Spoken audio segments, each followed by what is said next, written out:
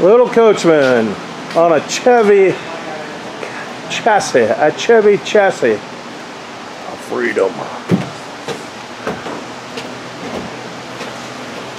We'll take a look at this fine machine. Alright. Well, looks like we may have some issues there. Look how slammed down that AC is. You can't get proper drainage from that. Looks like it's a little higher here than it is back there.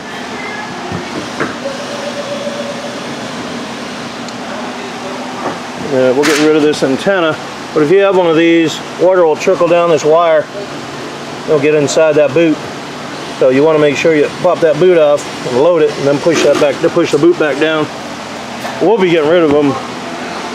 The crankshafts that are in those, when you go in the seal on that little crank, it only bites on there about 3/8 of an inch. By the time I put even a shallow curb on there, that shaft will be up inside the sealing cavity. You never get the actual handle on. I know someone has told me you can replace all of that, but it's nonsense to do surgery on such a cheap little antenna. So, but we'll be obviously stripping all this off. We don't know what's underneath it yet, so that's what we're looking at. But we do have all this big old wads of duct tape on here, and I have a very good suspicion that we got some bunk problems here. I believe so. That's what we got here. And one of the areas you want to inspect, right here at the edge, there's usually nothing in here but maybe some tape, you know, and you can see the way that roofing material, see how it's all fractured. Some people call that spidering. I call it an eggshelling because it looks like the shell of a hard-boiled egg when you're about ready to peel it after it's cooked. You crack it up to peel it. So I'd call it eggshelling. I may coin that. But that's what you want to look for. You want to see if this caulking has failed at all right here, like this here. But you're looking for little slits or something. And typically on a rubber roof, you'll get little slits in here, and then the water will drain down. And then when it gets down behind that, you'll end up with delamination.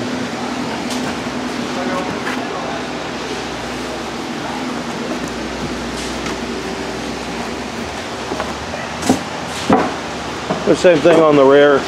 It looks like we've had some issues with this corner right here. So, all right, we'll go back down and take a look at the bunk in a minute here, and we'll show you what that's all about. Looky here. Go and show you. That is rot head.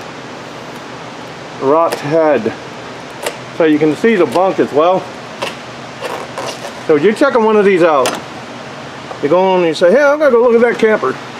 Obviously, if you see a lot of slobber or anything around here, you see bubbles or anything like that, that's first indication you may have some issues. Duct tape, you see duct tape on there, that'd be another inclination. But also, this platform should be flat and it should be tight. So you can push that up. That means we've got issues with that thing for sure. But it should be real solid. This is just the fiberglass in the front, Phylon, but this should be like really hard. Like you should be able to bang on it. Like hopefully we won't have a problem with this back here. That would really stink. But right here, we'll do it again. That's good. Bad. Good. Not so good. So that's and like I said, the duct tape here, that's a dead giveaway. That is just really bad. Well, obviously, we'll tear it all apart, take the roof off, pull the bunk out, yada, yada, yada. We'll see how this one is framed, because a lot of times we got to change the framing design on them on a few different ones because of the way they put them in. But typically, there's just not enough strength in there. You can actually, if you stand back, I don't know if you can notice the way that thing bellies down. Just driving up, if you drove up and looked at this and you, hey, we're going to go look at this Coachman, and you see that, it's not supposed to be that way. It's supposed to be nice and straight. So that's a big indicator right there as well. So just some tips for you here if you're going to go buy one of these. Great quality tips from RV Roof Install. This is all they had around here for your protection. That's it. That's painter's tape right there. That's all they put on there. We got some D-lam right here, the lamination here, but that's not good enough. I need something else to protect these edges, especially these here, these sides. When these join together, the Luan, they typically stay a lot tighter. I mean, the joint does. So sometimes we'll put them on there when we redeck. Sometimes we'll have a little bit of unevenness, and I put them on there so they just look better. But usually you don't need them on the ply foam, that is. On the edges, you definitely need them, for sure. You need something to protect that edge. You need to protect it from the edge of the sheathing, but also from the edge of the phylon. Here's our front end. So, and then you can see there's not very much framing. All we did was just skin off the Luan, the fiberglass, which is right there. That's the phylon on the front. We took that off. And then this was obviously underneath it. This is just the front frame where the lights were, the marker lights were. Let's get down and see what else is wrong down there. I mean, it's pretty bad.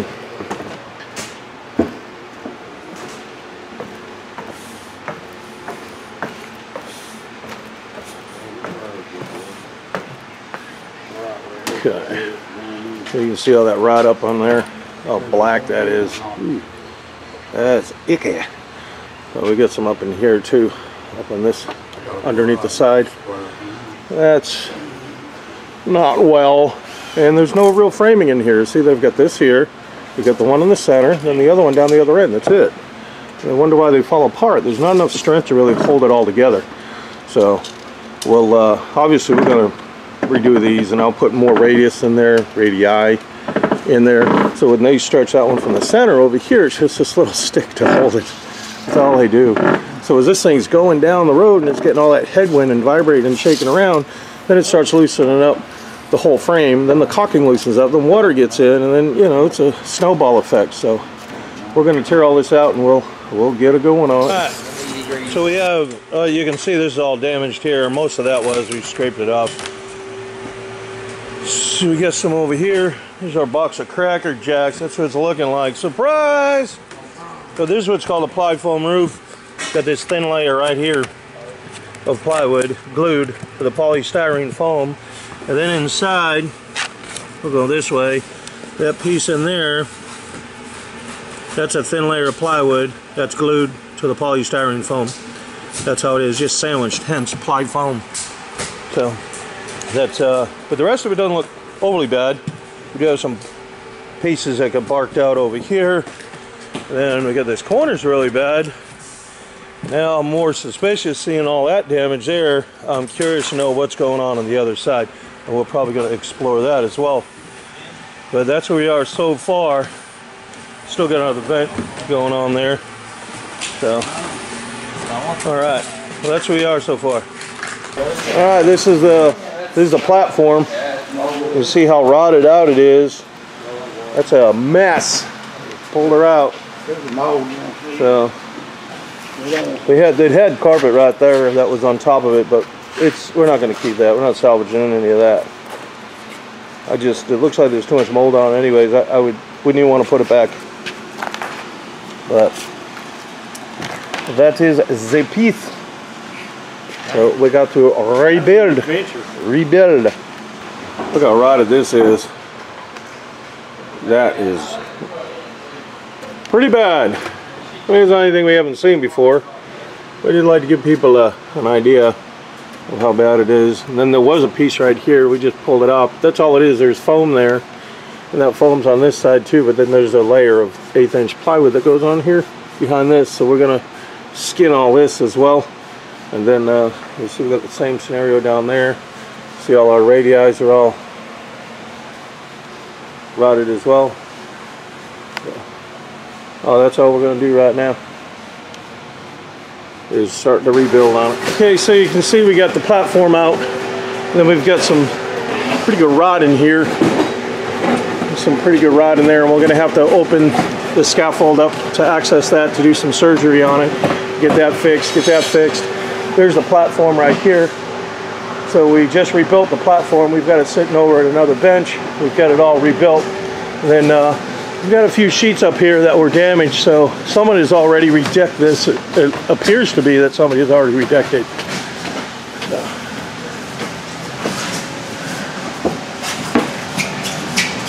It looks like there was another layer on here.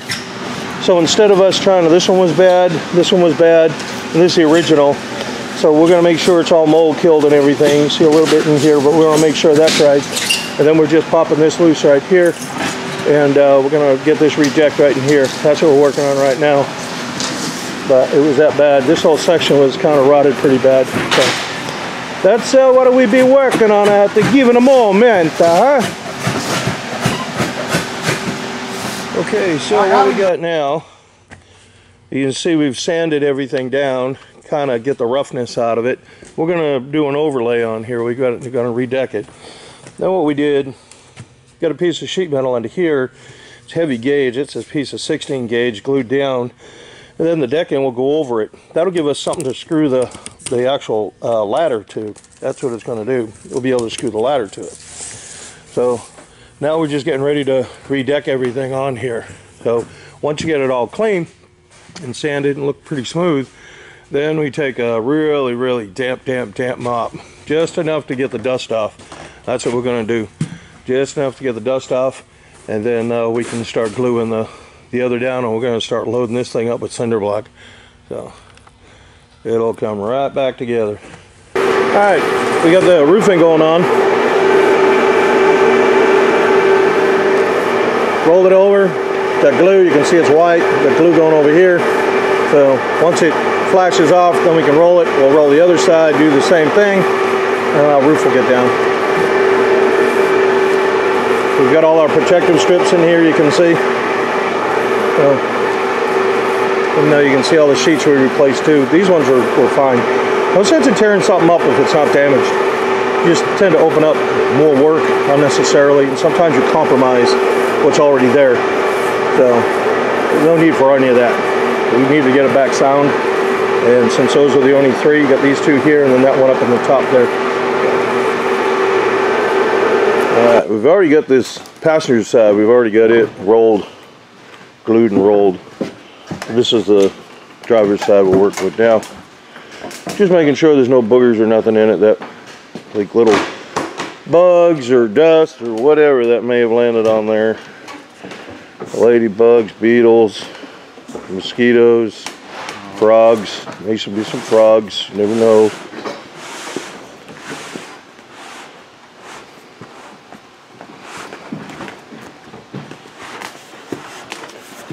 There, I'll get this side.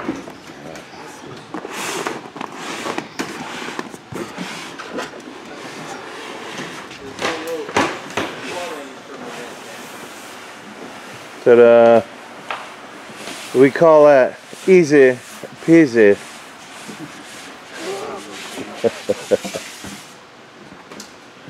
Here's a balance roller, you got it? It's down yonder. A balance roller. So then we just balance it out, and then we pack her down with the big boy right here. That big Bertha right there.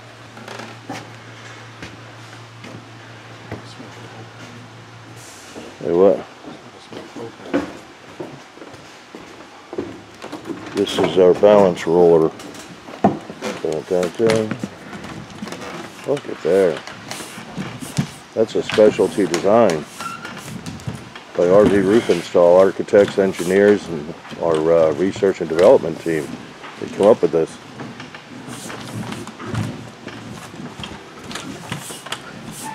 Then we just take the bigger roller and roll it down real tight. That's it. Then cut the holes out for the curbs, and we'll be back. All right, check out the mess we got going on here. So we've got the curbs welded in. We've got all the curbs all welded in. We got the boots over here welded in. And you can see we still got turn bar. This is just the back end. We've got the roof stapled in on this side, on that side. So that's where we're at so far. Just putting the accessories on there. And then on this one here, this is what we call termination bar. The awning rail will go right in the side here. But what it didn't have was gutter. So we made up some gutter, and we're going to slide it up underneath this, and that'll act as the gutter.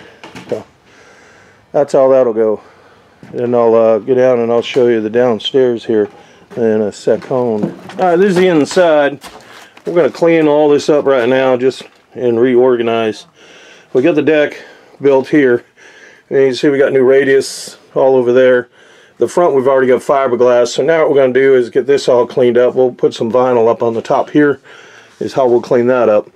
And then all this garnish trim here, the interior molding will go on.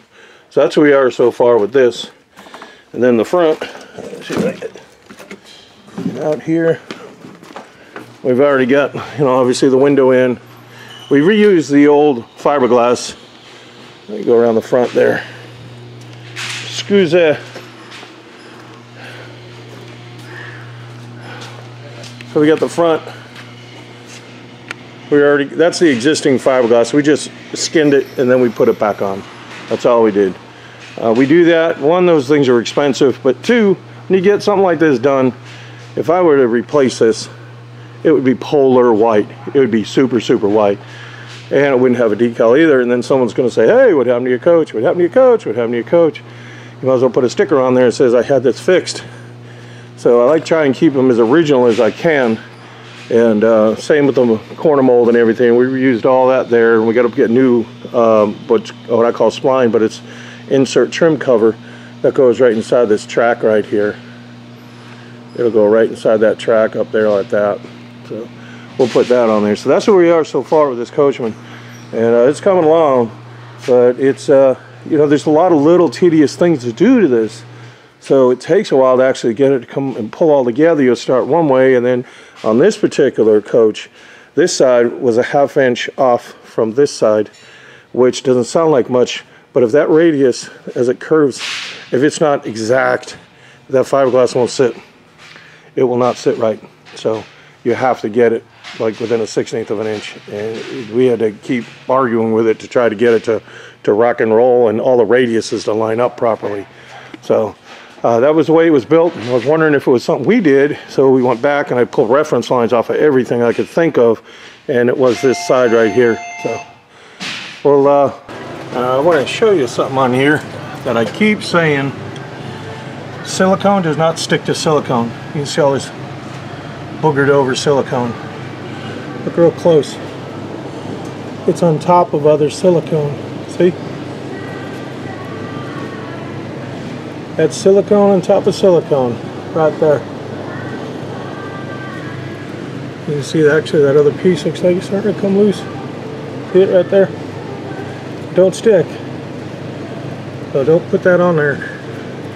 Do not use silicone. So what I use to get this out, because it's all slobbered around here, you use something sharp, you're going to end up ruining the finish on here. When you wash this, if you were to wash it, I would use some denatured alcohol to try to break it, or maybe some orange citrus peel. Don't use a high solvent because it will take the paint off of this. So then I just made up these little, this is a piece of hickory, but you can dig these out with the hickory, see? Should be able to get in there. I mean, you're still going to have oils and remnants from the silicone, so you still have to wash all that out. The good part on this coach is that there's just a little bit on the top that goes around. They don't really have too much actually around here. So, but this is just butyl that's in here. But you can reach in there with this and get that butyl out. See? Boom. And when it dries, butyl is either your best friend or your worst enemy, because when it dries, it'll actually pull water in because it's dry, right? So, but you can use this tool here just to kind of break that loose there, and then you can come on here and you can kind of scrape this off. See? You just keep working it. And I only push as hard as the caulking will let me. And what I mean by that is when you push, you'll see when it starts to break. When you push too hard, especially if you have something sharp, you can potentially slip, and if you slip, you gouge the side of your coach. You just want to move along as fast as it'll cut without too much pressure. So you got to kind of find that sweet spot. Then you can come in here, see if I can reach into my pocket here, and I'll use an X-Acto knife. And I'll come in, and I'm going on a downward angle. You see the way the camera is on a downward angle, like this. I'm really trying to get in there and cut all of this out. So I want as much of it as I can get. And again, I'm just dragging the knife. Sometimes if it's thick, I would not recommend trying to put too much pressure. If you have a sharp blade, strike it 3, 4, 5, 6, 7, 8, 9, 10 times, whatever it takes, because you don't want to end up putting too much pressure, because then, like I said, if you slip, you could gouge the side of your coach. So you want to get this out, and I'm going to wash all this down, and there's still some more stuff on here, but I want to stress that point, because I keep saying do not use silicone, do not use silicone, do not use silicone. Actually, anything with the letters R and V in front of it, don't buy it for your coach. It's just a ploy that the RV industry has done, and people get on that bandwagon, and the products are just junk. They really are. Get a good commercial grade product. There's plenty of them out there. We're going to be going around this here. I'll probably run around this with Duralink. Duralink is made by Chemlink, and Chemlink is a great product, a great company that makes great products. We typically will use M1 in different areas, but Duralink, I just like the way the nozzle is. The nozzle is a little different, and then when you're done with that tube, you can just unscrew the nozzle and put it on another Duralink tube, where the M1, it doesn't have that type of nozzle. I wish they did do that, but both of them, Duralink is an adhesive caulk, much like M1, but I would say M1, to give you an analogy, M1 would be like a dump truck, and Duralink would be like a pickup truck. You don't need a dump truck job on this, you just need a pickup truck, will be fine. That's all. So we still got to go around all these windows all around here. We're going to go around the whole entire coach, actually. So we've got to go around the doors, go around the windows. I'll probably unscrew these handles right here. We'll unscrew the handles right here. Take that out, I'll load it. And also allow me to get inside here for the door, so I can get alongside the door real well. Then I'll put this back on, and then hopefully let's see if I got another screw, because those are all rusty. I'd rather put some fresh screws in there. The other thing that what folks miss, I'm going to go over this way, it's probably easier to show you, but on these big storage doors, you have this edge right here, this little edge right in there, and what will happen is you'll get the water will come down. See, like that little hole right in here, water will get down in here, and this is just laminated to a piece of plywood, so it'll start wicking up and it'll start rotting the door out, the bottom of the door. You want to seal around here, obviously around here and here. You want to seal all that up. You want to seal around here, and then I wouldn't really want. This is just a glazing, so this isn't an issue typically, because you have right here, that's a weep hole. So any water that gets in behind this glazing is supposed to come out here. So if you see these up on the top and your window's upside down, that's a good tip for you right there. So also around like the lights right there, I'm going to go around that latch. Okay, we'll go around there. Even the awning right there, we'll go around that. All around here, we're going to go around the whole entire coach. We're going to go around every single thing that we can see, that if any water gets in. Right here, there's that's just butyl right in there, so we'll take that out. And again, somebody mopped all this on here, and we'll take all that off.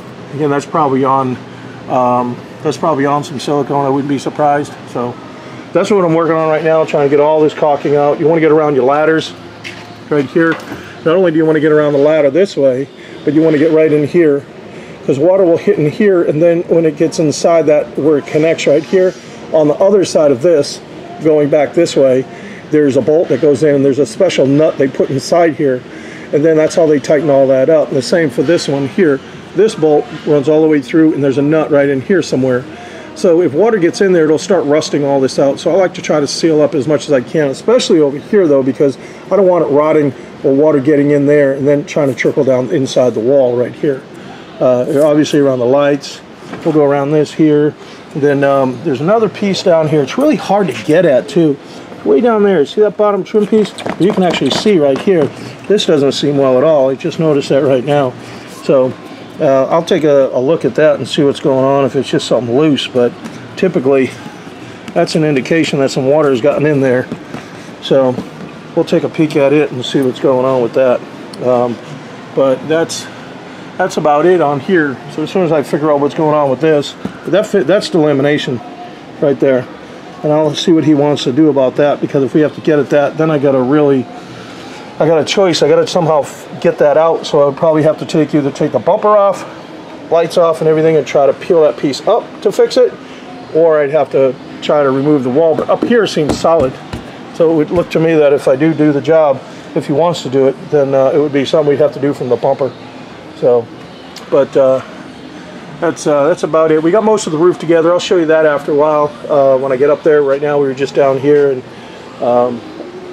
just to give you some, I saw that silicone and I said, man, I really need to let people know about that, because I just really hate silicone. But I have found a good place for silicone. I said if I ever found a good place for it, I'll let y'all know. The best place for silicone is to make a mold, because nothing sticks to silicone. You can actually YouTube silicone molds on YouTube. So you can go on there, nothing sticks to silicone. And you'll see it's kind of cool. You can take the tubes and you can mix the tubes up with some cornstarch, and then once you get it all into like a pliable putty, you can put it down, and then you can press anything you want in there, like anything. It doesn't matter, even an Oreo cookie. You can press it in there, pull it out, and you'll have a perfect Oreo shape in there. And then you can take some other stuff and pour it in, like some wax or melted plastic, and you have yourself a great little mold. That's the only place I saw that the silicone was any good. So, but all right, let me get to work here and try and get some of this done. All right, we're going to give you an update on our little Class C right here. So what we did is, there's a guy that was working on here who claimed that he could do the job. And all this caulking on here, he had messed up. It was all lumpy. It had all these bubbles and burps, and you could not put another layer on top of that. So we had to go and clean that out. And then he also proceeded to install these. And there isn't 2 strikes on there, so that's why we're taking them up, because we're not going to let it roll out that way. So you had all these like little lumps in here, so you can't go over that. This has to be smooth. So despite my direction, it did not go well. So that's what we're working on. And sometimes now we have to take a step back to do it, right? Sometimes that's what slows us up a little bit at the shop. Look at this here. This is a insert, you know, for the screws. It's a trim cover. Look how that's burped out like that. It looks terrible. Don't you agree? I wouldn't have it like that. Well, I got to fix that. We know we're missing some here. That's not so bad. And there's also the way he did is he ran this one. And by the way, that was his 3rd one that he tried. Ran that one on top of this one right here. Well, now there's a big gap up underneath here. We'll go over that. So I got to fix that. Well, and there's the same thing on this corner. So, needless to say, he's not with our team anymore. But that's what we're working on right now, trying to clean this thing up and get it presentable, like people pay us to do. You know. And then the other thing the owner wanted to do was go around and seal this. You saw me doing that the other day. And then down at that wall, down by the back bumper, he said for now, he said leave it, he'll bring it back later. So, and there was a couple other things he wanted to do as well, so he said he'll probably do that, bring it back later and deal with it. So that's where we're at. So now we're just, like you said, trying to get everything cleaned up, look presentable, and be RV roof install material. We've still got a Weldar brand on here too. This is our Freedom. We are done. We are done with everything. See, we got our tag on here. RV roof install. That's when we got our logo on there. March 2019 complete. We've got all new insert trim on here as well.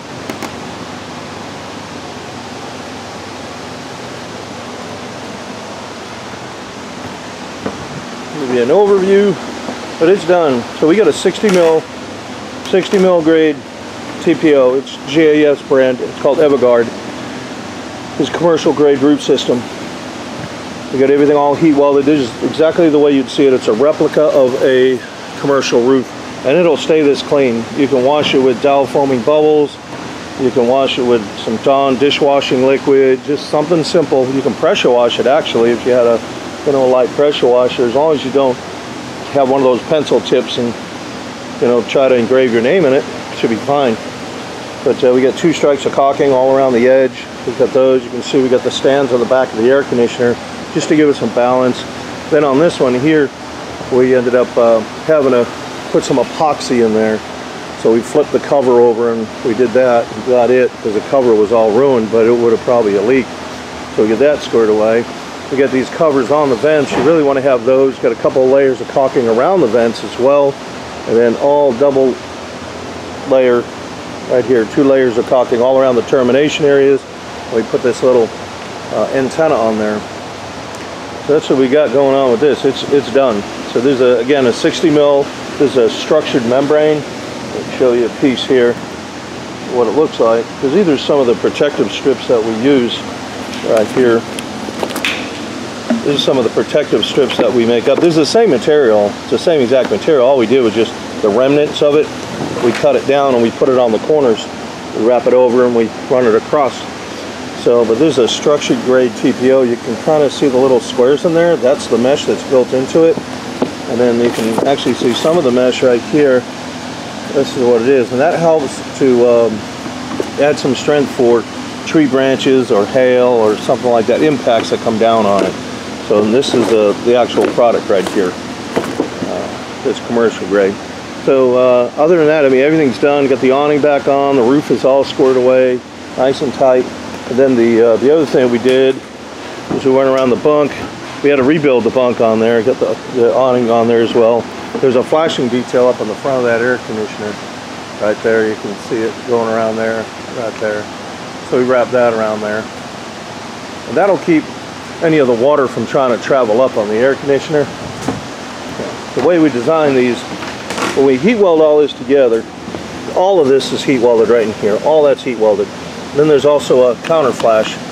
That counter flash is in case you get caught in a heavy storm, and that water, if it does want to blow really hard and try to push, it's going to hit up on there and it's going to get diverted out. It won't be able to get up and around. I mean, obviously you have water coming down, but it'll keep the brunt of the heavy water that's just sitting on the roof and getting blown across. So on the typical RV roofs, they have you caulk around the vents and everything, and they just put them right to the roof deck, and they use an inferior caulking, but you end up getting some erosion effect out of it. So that you need to have these things elevated. But there's that front flashing detail, and the purpose of that is, again, the same reason is, you'll have water coming up, but this particular one, when the water comes down, I don't want it to roll around into that. There's a gasket up underneath there. The air conditioners always sit real close to the front end of the curb or the hole, but it's really close. So I didn't want anything to come down this side and try to trickle back. Now there's plenty of room on the sides, and also the way the pans are made, there's some sort of grooves and up underneath there. So the water, when it hits that, it'll kind of catch on it and get washed out. You won't have any issues with it. But I did want to get something in front. We do that with all of them on, not just this one. But if you're just watching this video here, obviously there's more videos on our channel, on our YouTube channel. But we've got those counter flashing. We have it on every one of these curbs that we designed. We did that to make sure we keep the water out. And then we rebuilt the bunk on this. We also went around and recaulked everything. We recaulked all the lights. Went around the ladder with a clear. Took the screws out of there. We took the screws out, replaced them with fresh screws, and then we seal it and then put the screws back in. So I'll kind of show you that in a little bit here as I go down the stairs and trip over everything, right? Had a bad crack right here. We just simply washed this, and but we put some epoxy on there because it was really bad. You can see we went around the door. We went around all in here. We go inside the door as well. We hit all that. We go inside the door here on this. Do your glass. You want to go around in the inside of the glass, the outside of the glass, run around the doorknob. I always take the handles off, and then when I take the handles off, I can run all the way down, and then I can put some product behind here so I know the screw is sealed, but then I also can go around this way. And then we did the bunk in here. Maybe too dark to see. Let's see if I can get some light in there. If I had something to get some light. I don't know where the switch is, but we rebuilt this whole bunk up in here.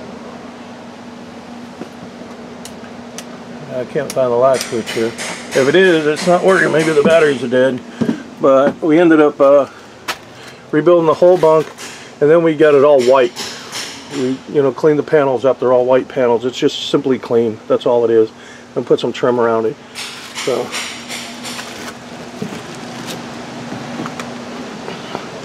went around and recaulked everything. Like I said, around the windows.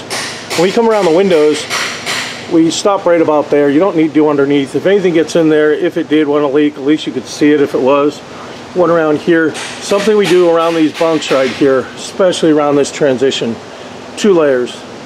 2 layers on this thing. I'll tell you, you really want to. These are just a vulnerable area on these.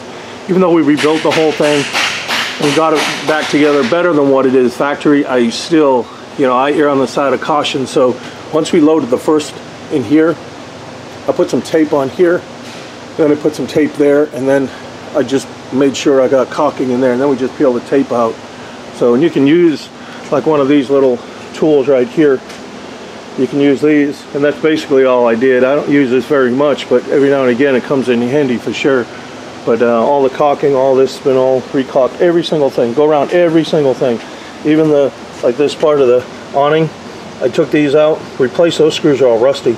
Took them out, put new screws in it, but also I loaded right behind here and I loaded right behind there. So this way I can keep that water out.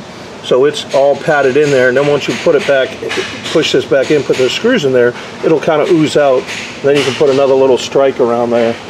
But even on the bottom of the base right there, and I think on the last clip, if I remember right, we were on around the back, and we had some issues back here on this back wall. So the issues that we had was was some rot right here, and you can still see it's there. He just opted not to worry about it at this given time. He said maybe when he brings it back, because he's got some other issues that he may want to address. He was talking about maybe doing something with the vinyl, or the fiberglass or something. So we'll address that. But what we did do is just load it. There's no piece here, but we loaded all the caulking down there, much as we could, get everything in there. And this is the clear that we use. You could, if I get real close, you could probably see it. But even from, you know, I don't know, about a foot or so back, you can't see it. It's a really good product. But if you did the white around there, it would just look like a mess. So it's one of the other things you want to do on here. There's a nut right here, see? And it goes through here, excuse me, a bolt, and there's a nut inside here. And so obviously that's what pulls it together. It's the same over here. So the nut's inside there. But what'll happen sometimes is water will get in right in this groove right here, and it'll trickle inside this, and then it'll rust that nut out. So we loaded that. I just really took my finger and I just kept pushing it inside there, pushing it all around. The same with this, I just went around this whole thing right there with all of them. So we went around all of that real well. I didn't want any water to get behind there and have any additional damage. So then this bottom trim piece, the same thing. You want to get that thing caulked real well. You put a nice bead on there, nice clean bead around everything. Just take your time and just, you know, make sure you have some rags when you do this. Every time you use a caulking gun and you're laying a bead in there, once you let off that trigger, always clean the gun. Even if it's one of those guns that don't bleed out afterwards. Okay, even if it's one of those, still clean the tip. Every time you clean the tip, every time you stop and go, clean the tip, clean the tip. And then if you have anything where, you know, maybe you're coming down and you made a little booger or whatever, you can always use the tip as your tool, because it's the same profile as what you're doing. So you can use that. There was a video up on the, there's a video up on there, I'm trying to think, it's a sunsetter. It's a sunsetter that we did. Just did the roof on it, and we did the caulking around there. So you may want to get some tips out of that if you're going to end up doing the caulking yourself. This is, with the brand that we use, is all Chemlink products. Those are all commercial products. And this is what's called Duralink. It's a really good product. I like the way it flows. It's got a lot of flexibility too. So they have a 35 and a 50. I believe this is a 50 we used. And then we also loaded right up in here, right up in there where the cab and the wall meet. We loaded that real well. Make sure nothing gets in there. There is a foam gasket in there, but I still wanted to make sure we got it really well. So that's our Coachman we got here. So this little Class C is about ready to go. She is done. But some of these things take a while when we get into some situations. You know, we may have to adjust and fix and whatnot, and sometimes it just takes a little bit longer than we expect. So we just ask folks to be patient when we do them, because we don't want them to go out if they're not done correctly. If they're not done correctly, you know, if one of the guys here, if they're not putting something on right, and I'm walking around and I see it's wrong, it's going to come off. I'll tell you right up, it will come off. If I don't think that guy is RV roof material, then you know, he can go find a job somewhere else. But I'm real particular with the way these things come together, because you don't want to have them leak twice, and folks don't pay us to do a half-assed job, to put it in plain English. They don't pay us for that. And you know, I would hate for someone to say, hey, I got a leak, you come bring it back, and where's the leak from? Oh, it's something silly. You know, you don't want to have that, especially when you just take the time and do it right and get it done right the first time. I like to get them done as quick as I can, but I'm not going to jeopardize the quality just for the sake of getting this one out to get another one in here. We don't operate a shop that way. We're not corporate America. We're just a small shop that just turns out awesome work. So we appreciate you watching. And then here's all our information on my old dirty billboard right here. You can go to rvroofinstall.com, and there's a telephone number, 423-475-ROOF. Thanks for watching.